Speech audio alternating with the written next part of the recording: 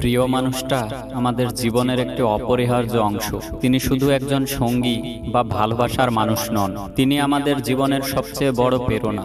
জীবনের কঠিন সময়গুলোতে প্রিয় মানুষটি যেন আমাদের তলোয়ার, মশাল, যে মশাল আমাদের অন্ধকার পথকে আলোকিত করে রাখে। তিনি আমাদের স্বপ্নকে বাস্তবতায় রূপ দেওয়ার জন্য উৎসাহিত করেন, আমাদের দুর্বলতাগুলোকে সান্ত্বনা দেন এবং আমাদের প্রতিটি বিজয়ে খুশিতে ভরে ওঠেন। জীবনের প্রতিটি ধাপেই সেই প্রিয় মানুষটি আমাদের পাশে থাকে, কখনো সহমর্মী হিসেবে, কখনো প্রেরণাদাতা হিসেবে। আর ভালোবাসা আর বিশ্বাস আমাদের সাফল্যের মূল চাবিকাঠি হতে পারে। তিনি যখন আমাদের পাশে থাকেন, আমরা আরো সাহসী হই, আরো দৃঢ়ভাবে নিজের লক্ষ্য অর্জনের মনোনিবেশ করতে পারি।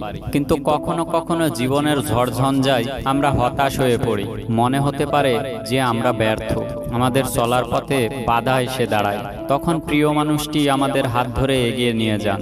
তারা উৎসাহ আর ভালোবাসার স্পর্শে আমাদের মনোবল পুনরুদ্ধার করে। তার একটি হাসি, একটি উষ্ণ বাক্যই আমাদের ভেতরের নেতিবাচকতা দূর করতে পারে, আমাদের মনকে নবজীবন দিতে পারে। প্রিয় মানুষটি জীবনের একটি সুন্দর অধ্যায়, যে অধ্যায় আমাদের শক্তি, সাহস ও সাফল্যের মূল মন্ত্র। তার প্রতি আমাদের ভালোবাসা, সম্মান এবং কৃতজ্ঞতা সবসময় বহমান থাকা উচিত।